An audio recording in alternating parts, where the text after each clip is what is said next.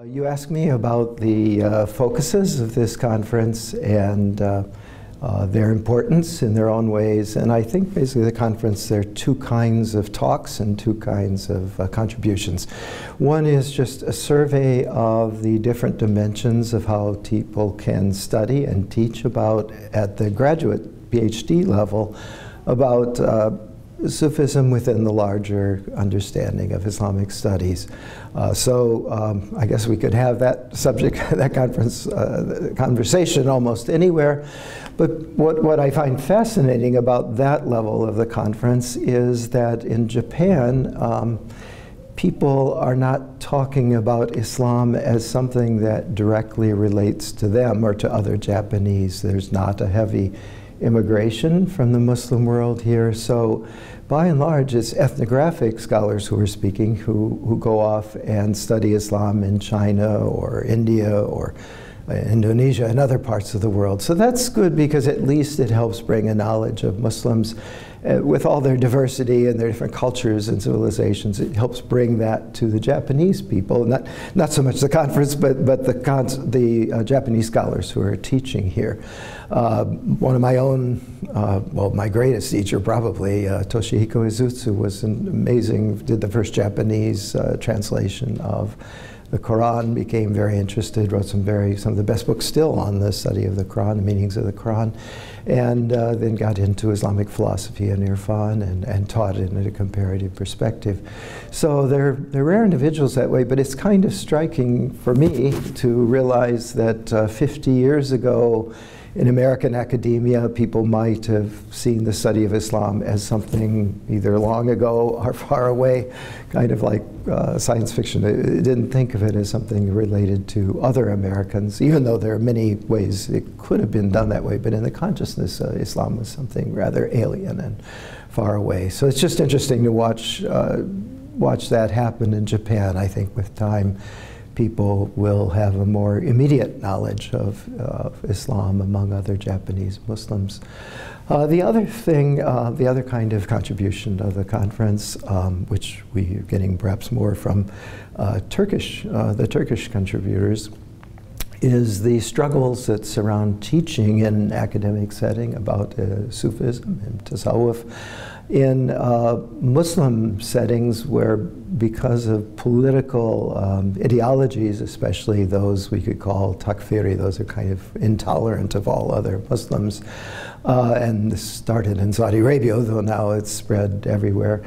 Sufism is kind of a dangerous or a forbidden topic to talk about, not in obviously the traditional setting of the Rafai Tariqa here and Kanan Rafai and so forth, but in many parts of the Muslim world and among many different Muslim communities, Sufism is seen sort of as another Islam or innovation or whatever. People who say that have no idea how central great Sufi teachers, beginning with the Prophet sallallahu alaihi wasallam, and his companions, that these are the fountainheads of all of later spiritual teaching in Islam. But leaving that all aside, there are just tremendous challenges in Turkey and elsewhere when you're speaking to Muslim audiences and Muslim academics dealing with Islam, that people are kind of, not only are the fanatics hostile to Islam,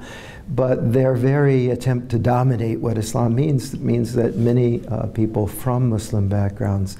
therefore kind of buy into their fanatic notion of Islam. And this, by the way, happens with Christian and Jewish students as well. If they get to a level of university education with a lot of ingrained hostility against the ways religion has been taught to them. So two very different bodies of speakers, the Turkish scholars on the one hand and the Japanese scholars on the other hand. And then I think what comes out of the contributions of those teaching in America, they're not all Americans, but who are invited as well, is the remarkable freedom people have to teach about Islam in very different institutional settings in America, which means that both their research and their, how could I say, the things that they translate and communicate to their students are unconstrained by these political obstacles. On the other hand, because it's a country of immigrants, people are very much in touch with the different kinds of Islam in different parts of the world. And you can see that in the contributions of people mostly from Duke and University of North Carolina, Chapel Hill. Most of the American speakers are from those places. But again, three very different bodies of speakers, each reflecting the real circumstances of academia and of teaching in their own countries. And we all learn from learning about what's different. My impression is, and again, I don't know the details of scholarships and study funds and courses, how the Kenan Rafai Center has supported this, but my impression is that there are, I can remember when Japanese scholars in Iran or Egypt or whatever were very new, often they kind of, like, I remember in Islamic studies when I was a young student, they kind of had to know everything and study everything from modern day culture, society, and politics to the historical traditions, Sufism, and so forth. So my impression is that the support of the Kenan Rafai Center here in Kyoto, and perhaps more widely, because I've met students from Keio University, or our scholars from Keio University, Nara University, others than Kyoto University, that it's a good seed, has done what seed money should do, which is to plant the seeds of supporting scholars. Then they go on and teach, and they become themselves the teach seeds of a next generation. So I think it is, from what I can see, it's been very successful in going beyond just graduate student support to those graduate students are now themselves becoming professors, and that's what you'd like to see with this kind of pioneering institution. Well, the film, as I remember, was more about the formalities of the founding of the center and of the whatever, 2 or 3 years ago, the sort of evaluation of how things were going at that stage after, say, the first generation or two of young scholars who'd gone through it.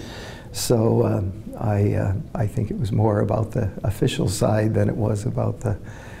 really too much detailed knowledge of what the scholars were themselves doing. As I said earlier, what strikes me is that it supported scholars who've gone and studied Islam in particular contexts, more from the social science, ethnographic, anthropological point of view than from this point of view of traditional philological, textual Arabic studies. But that kind of study is, I think, well, it definitely needs to be balanced by real-world studies, not necessarily just by social scientists. And I would understand that here in Japan, the philological studies that have always mattered are relations with China and with other religious traditions coming from China, or in relation to Korea as well. And of course, bringing Islam into the equation. I think that's why the studies of Islam in China